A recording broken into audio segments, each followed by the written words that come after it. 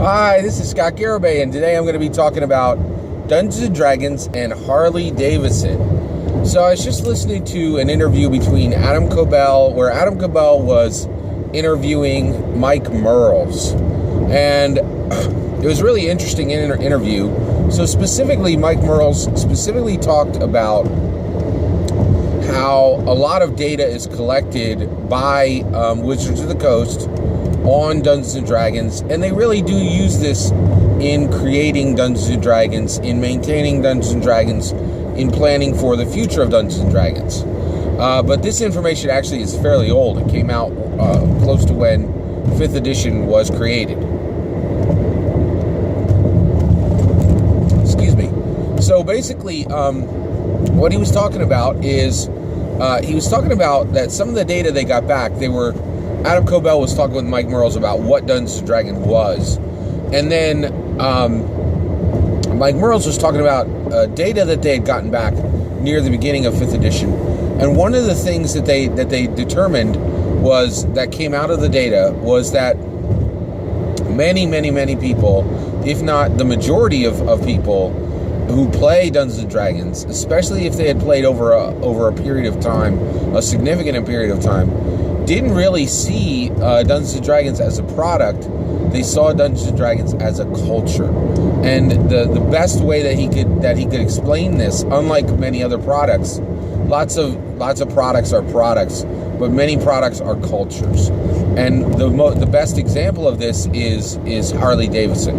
And as soon as you say that, you're like, oh yeah, I know exactly what they mean now, because Harley Davidson is iconic for being a culture, right? But there was so much in this comment that I wanted to kind of unpack it and talk about this. One, the more I learn, right now, Mike Mearls is doing a ton of interviews with fans. And I think there's a whole lot of reasons for this. One, it's really healthy for the game to have a winsome creator. A creator who has joy for the game, who's out there championing it, who's out there carrying that banner across the battlefield for the game, keeping that banner visible, and just talking to the YouTubers and the Twitch channels that have the most, actually, just YouTube. Twitch, I do not understand Twitch. I don't understand why anybody spends 1 minute on Twitch. Sorry, I'll keep focused here. Let me keep going. All right, so basically, he was talking about, he's just been doing a lot of interviews, and the reason why is, one, I think 5th edition, it's baked, it's done, man. And every source book you bring out for it just makes it worse. If you just stay focused and you've already built the best. Mike Mearls has built the best edition, so it really behooves him to just kind of sit back and reminisce about the game, or actually, that's a dismissive term, to reminisce. He is actively talking about the building of Dungeons & Dragons, which I think is incredibly important because of how important Dungeons & Dragons is. So it's just really awesome to hear him talking about this and giving this information. But one of the things, when you listen to this comment, one, it's amazing how much Wizards of the Coast and Mike Mearls really cares about that data that Wizards of the Coast gets back. When they study their fan base, they pay attention to that data, and they adjust Dungeons & Dragons for it, right? But as far as Dungeons & Dragons being a culture and not a product, this is brilliant. So with Harley Davidson, people get tattoos of Harley Davidson. They get a Harley Davidson bike, and that's their life. They spend their weekends on that bike, and they live for the weekend. It's just such a huge part of their identity. And I realized this is dead on with so many of us in Dungeons & Dragons, and definitely me. I really love Dungeons & Dragons. It's the thing I do on the weekends. During the week, I'm looking forward to that thing, right? And it's a massive part of my identity. And the more I thought about it, I'm like, this is so correct, right? And I think it's really interesting that Mike Mearls was there. He paid attention to the data that was coming back. He took that data, he learned from it, and he built 5th edition with that in mind, right? And it's just brilliant. It's absolutely brilliant. But this idea of Dungeons & Dragons being part of our identity is incredible.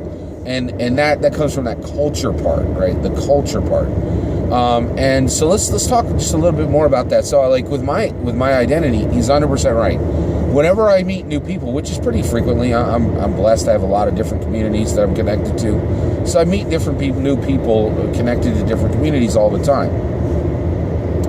And when I meet somebody new, Dungeons & Dragons is a really special part of my identity, right? And so when I meet a brand new person, I am either making sure that Dungeons & Dragons, usually to tell the truth, I'm making sure that Dungeons & Dragons is not part of that conversation. And the reason why is the vast majority of people, most people, I would say 1 out of 10 people, understand what Dungeons & Dragons is and understand what modern Dungeons & Dragons is and understand what the culture of Dungeons & Dragons is. But the vast majority of people do not understand what Dungeons & Dragons is. So I keep that out of the conversation and I let them just meet Scott Garibay, right? Even though this is a huge part of my identity, they're going to learn that I'm a Dungeons & Dragons fan. I already know that, right? But I'm going to manage how that's learned, right? And it's interesting how that is learned, right? So one, I'm always very careful about actually doing that and making sure that I manage how Dungeons & Dragons comes into the conversation with me.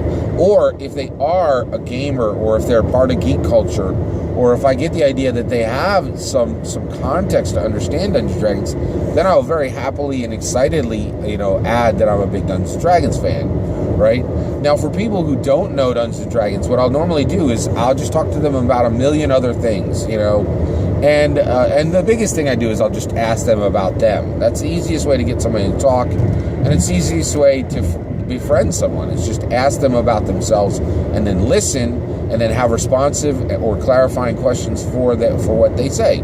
It's a very easy way to build a good relationship quickly, right? And it's surprising how many people don't do that, right? But then what'll happen is later, almost everybody, if they're interested in you, they'll go ahead and they'll Google your name. And with my name, Dungeons & Dragons comes up really quickly on the internet. And the reason why is I've been in multiple long-running online tabletop role-playing games that are on YouTube. I have a lot of commentary. I've written articles. I have a lot of commentary on YouTube about Dungeons & Dragons. So a lot of times people will go, whoa, this is a game you're in and 10,000 people have watched this. You didn't say it. And then I could say, yeah, I play Dungeons & Dragons. But they're not seeing, oh, Scott Garibay plays Dungeons & Dragons. They're saying, oh, Scott Garibay was in a game that had 10,000 people view it.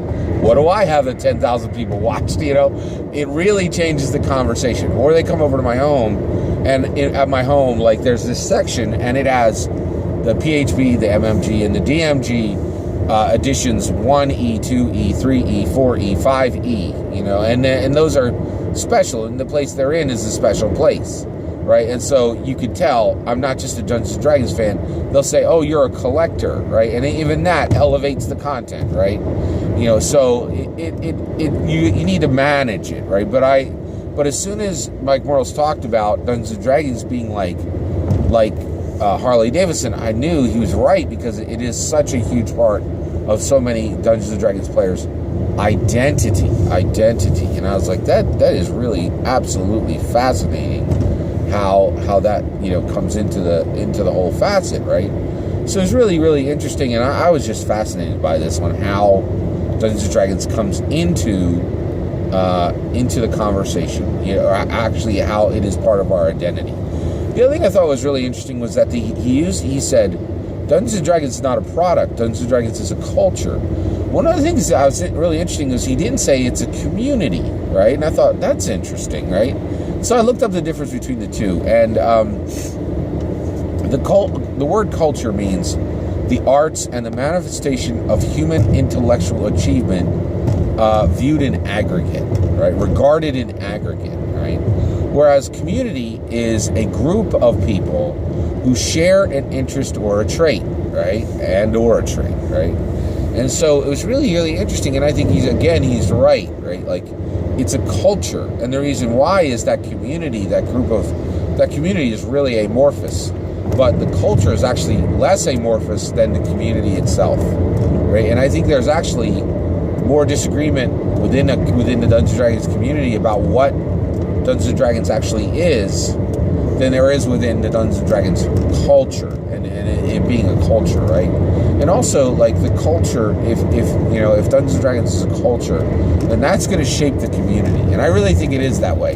Dungeons and Dragons is a culture, and it shapes the community, not the other way around. The community does not shape the Dungeons and Dragons culture, right? I think that's pretty interesting. But I thought this is, I was just blown away by again, the more I learn about Mike Mearls, the more I think we were really, really fortunate that he was in position at the time of 5th edition to kind of get 5th edition out of the weed, to get Dungeons and Dragons out of the weeds, because Dungeons and Dragons was in a challenging time with 4th edition, right? And the other thing that I think is really fortunate is not only how well Mike Mearls managed the transition from 4th edition to 5th edition, but again, how well he is managing the transition now from 5th edition to 6th edition, and positioning and putting the pieces on the board in a way that 6th edition has a really good chance of being a success.